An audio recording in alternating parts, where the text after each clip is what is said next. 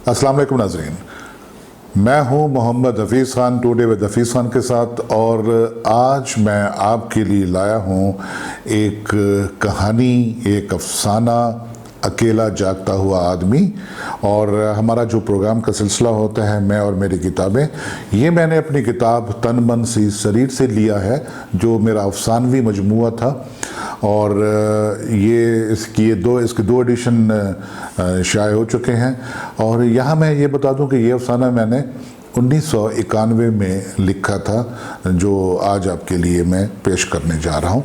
अकेला जागता हुआ आदमी। शब के 2 बज रहे हैं। छोटे से बेडरूम के कालीन पर एक नुक्कड़ में बिछे बिस्तर पे अकेला बैठा जाग रहा हूँ। मेरे साथ एक डबल बेड है जिसके एक बाजू की समत मेरी बीवी रात 10 बजे से सो रही है। मेरे पाँव की जानब फोम के 2 गद्दे बिछे हुए हैं जिन पे मेरे बच्चे एक दूसरे में घुसे सो रहे हैं। जबकि मेरी छोटी बेटी मारिया इस इंतज़ार में पलंग की पेरांदी की जानब सो गई है कि किस वक्त मैं सोऊं और वो मेरे साथ लेटकर मेरी गर्दन में अपनी नन्ही नन्ही सी उंगली चबोए। कभी कभी उसका यूँ उंगलियाँ चबोना अच्छा लगता है, लेकिन मैं अमूमन ज़िद हो जाता हूँ। मेरी सोनी बेटी मेरी गर्दन में ये बरमे ना चबोए कर। पापा, मुझे बरमा पोड़ने में बहुत मज़ा आता है। दूसरी तीसरी जमात के दूसरे बच्चों की तरह डोडर का लहजे में वो बहुत प्यार से जवाब देती है। मैं जानता हूँ कि ये उसकी आदत है, जागती हो के सोती। मैं साथ हूँ तो उसकी उंगलियाँ मेरी गर्दन पर होती हैं। माँ के साथ इसलिए नहीं सोती कि वो अपनी गर्दन पे हाथ रखने ही नहीं देती, और बहन भाई वो भला कहाँ नज़दीक आने देते हैं। मैं कमरे में निगाह घुमाता हूँ। दूसरे कोने में ट्राली और उस पर रखा टीवी। क्या इस कमरे में सिर्फ मैं ही अकेला जागता हुआ आदमी हूँ? नहीं, ये टीवी भी तो जाग रहा है। मगर कहाँ, ये तो दौड़ती भागती तस्वीरें हैं। लेकिन यही दौड़ भाग तो ज़िंदगी है। ज़िंदगी कैसी महज दिखावा, क्योंकि जब आदमी सोना चाहता है तो इन तस्वीरों को दौड़ने भागने पे लगा देता है कि लोग समझें वो जाग रहा है। ये जागना आखिर होता क्या है? जागना होता है, ये क्या बात हुई? और क्या, जागना सोने का मुतज़ाद होता है? और सोना क्या होता है? क्या अहमकाना गुफ्तगू है। अब ये भी बताना होगा कि आंखें बंद करके नींद करने को सोना कहते हैं और आंखें खोल के बैठने को जागना।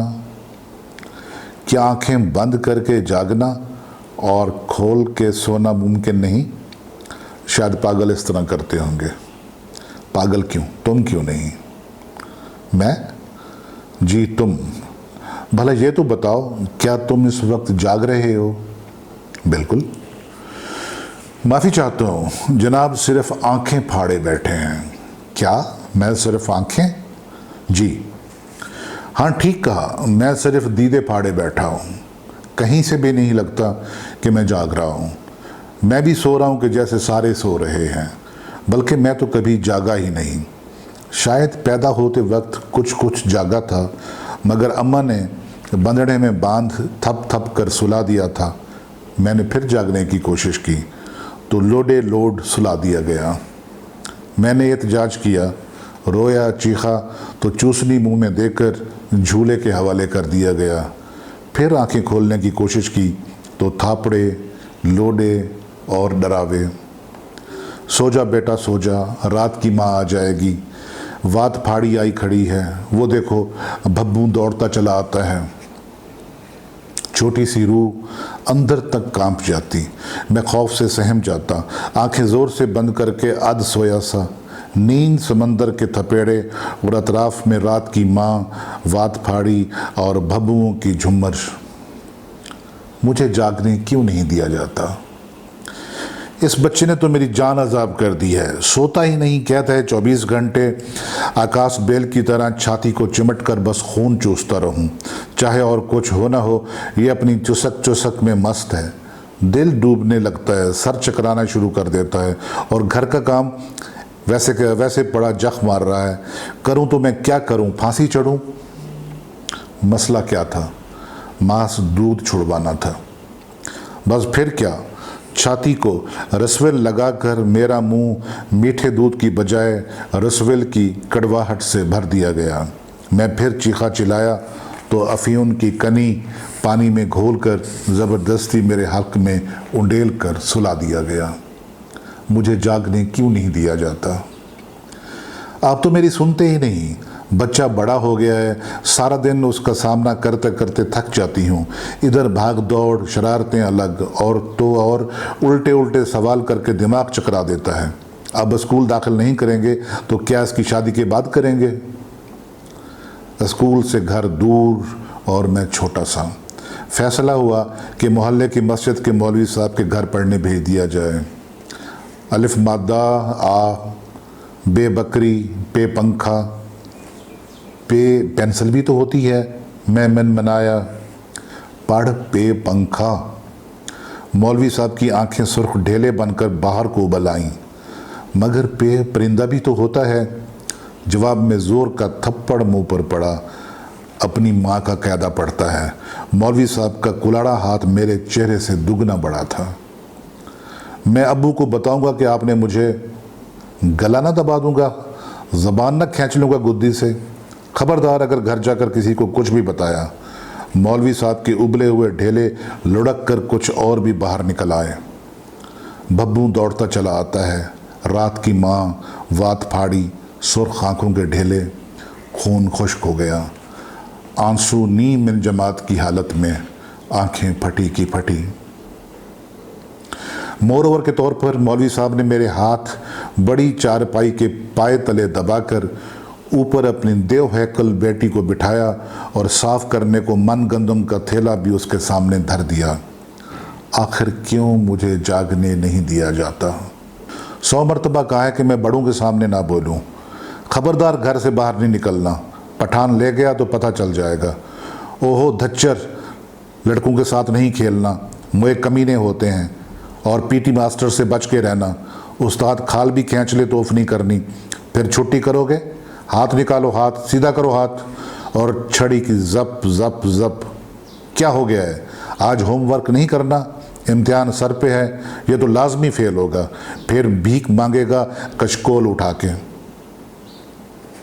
खान साहब आपके बेटे ने नहीं पढ़ना, सारा दिन बैठकर तस्वीरें बनाता रहता है, खेल तमाशे, फिल्में और ड्रामे। छोड़ यार, मेरा बेटा डॉक्टर बनेगा। डॉक्टर? मगर मैं तो डॉक्टर, सिर्फ डॉक्टर। मेरा नवासा तो जज बनेगा, चोरों को फांसी देगा। जज, फांसी? मगर मैं तो रात की माँ, वात फाड़ी, झुमरी झुमर, कड़वी रसविल, अफीम की कनी पकड़ कर इसके हल्क में उड़ेल दो और फिर नींद ही नींद। आखिर क्यों मुझे जागने नहीं दिया जाता? लो और सुनो, हमने जना और हम ही समझा रहा है, बेटा तुमने हमें पैदा किया या हमने तुम्हें? अब वालिदैन जहाँ कहें हाँ ही की जाती है। और वैसे भी कोई गैर थोड़ी है, तुम्हारी खाला की बेटी है। मगर अब्बू तो चचा की बेटी। अब्बू तुम्हारा तो ऐसे ही है, खुदा जाने कब सज्जन दुश्मन की शनास आएगी उसे। लेकिन मुझे तो शनास है, और अभी तो मैं पढ़ रहा हूँ। तेरा यही हाल तो किसी ने अपनी बेटी नहीं देनी। बैठा रहेगा यूं ही सर हिलाता। क्या क्या क्या क्या कहते? शादी नहीं करूँगा? शादी तो करता है, मगर खाला की बेटी ना हो। अच्छा, श्यामा कवा है, ज़रूर कोई बीट ढूंढ रखी होगी। मगर खून तो आखिर हमारा है, हया करेगा। वैसे भी गधे का क्या काम कि कश्ती पे ना चढ़े। और फिर गधा कश्ती पे चढ़ गया। झुमरा ही झुमरा, वात फाड़ी, रात की माँ, कड़वी रसविल, अफीम की कनी। आखिर मुझे जागने क्यों नहीं दिया जाता? किसी वक्त तो मेरे पास बैठ जाया करें। मेरा भी जी चाहता है अपने शौहर के साथ गुजरे दिन की बातें करूं। सास ने क्या कहा, नंदू ने क्या कहा, देवर भाभी कैसे जल जल कोयला हो रहे हैं। हम साई चंद्री मांगे तांगे से बाज ही नहीं आती।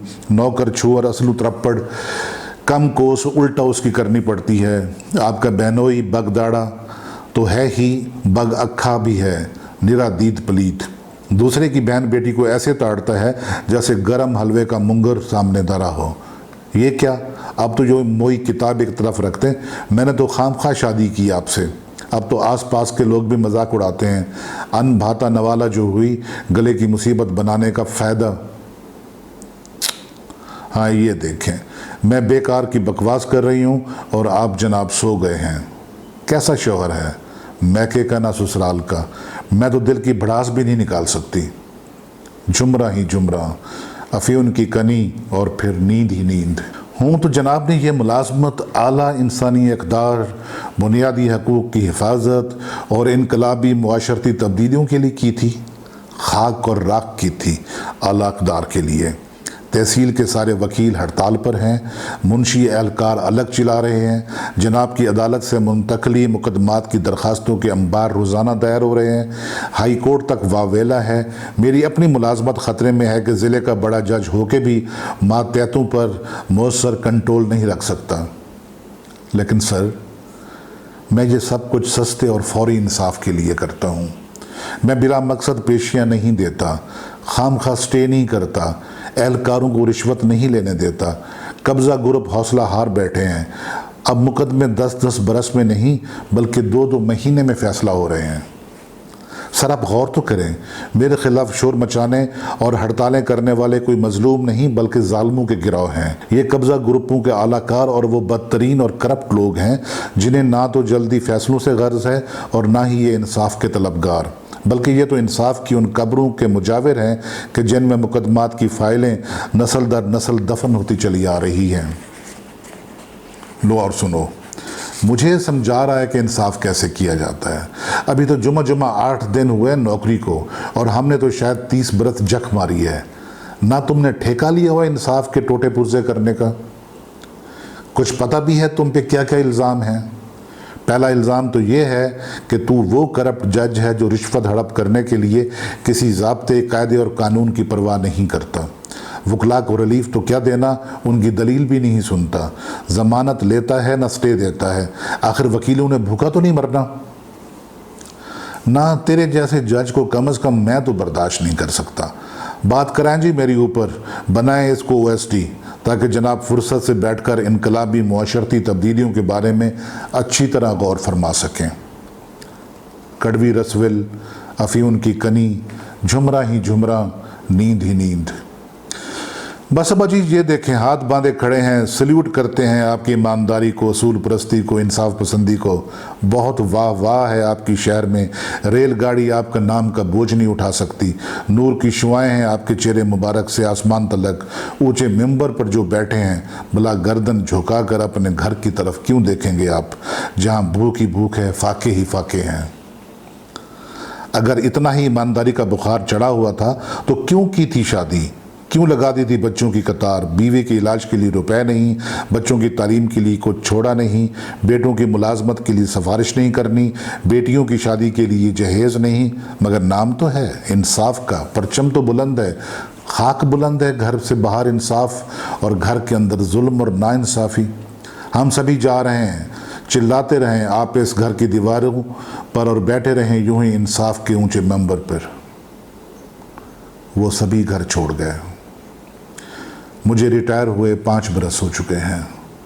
पेंशन बुक अभी तक नहीं बनी।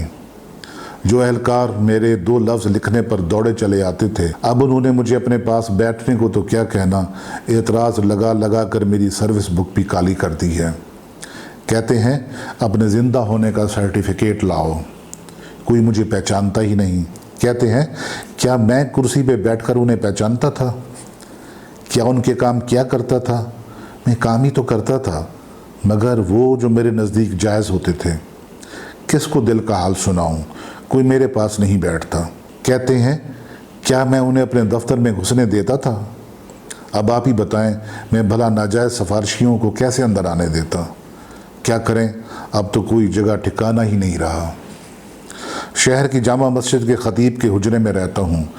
हज़रत साहब भी तंग हैं, कुछ ज़्यादा खुश नहीं कि सारी सारी रात जागता रहता हूँ, उनकी नींद भी ख़राब करता हूँ।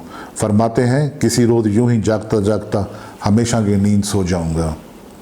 अब भला हज़रत साहब को क्या बताऊँ कि जागने तो मुझे कभी दिया ही नहीं गया। मैं तो बस आँखें फाड़े सोया रहा तमाम उम्र, और अब भी वैसे का वैसे जागने की ख्वाहिश के शराब में सो रहा हूँ। रसविल की कड़वाहट अभी तक मुंह में है और घोली हुई अफीम का चमचा लबों पे धरा है। नींद ही नींद है चारों तरफ, और मेरे सामने रात की माँ वात फाड़ी, और दौड़ते हुए बाबुओं की झुम्मर ही झुम्मर, रक्स ही रक्स। तो नाजरीन, ये था आज का अफसाना अकेला जागता हुआ आदमी, जो मैंने लिखा था 1991 में। इसके साथ ही आज का प्रोग्राम मैं और मेरी किताबें ख़त्म करने की इजाज़त दीजिए। अगर आपको ये अच्छा लगा हो तो दोस्तों के साथ शेयर कीजिएगा, और जो YouTube चैनल है टुडे विद हफीज़ खान, उसको भी ज़रूर सब्सक्राइब कीजिएगा। इजाज़त दीजिए, खुदा हाफिज़।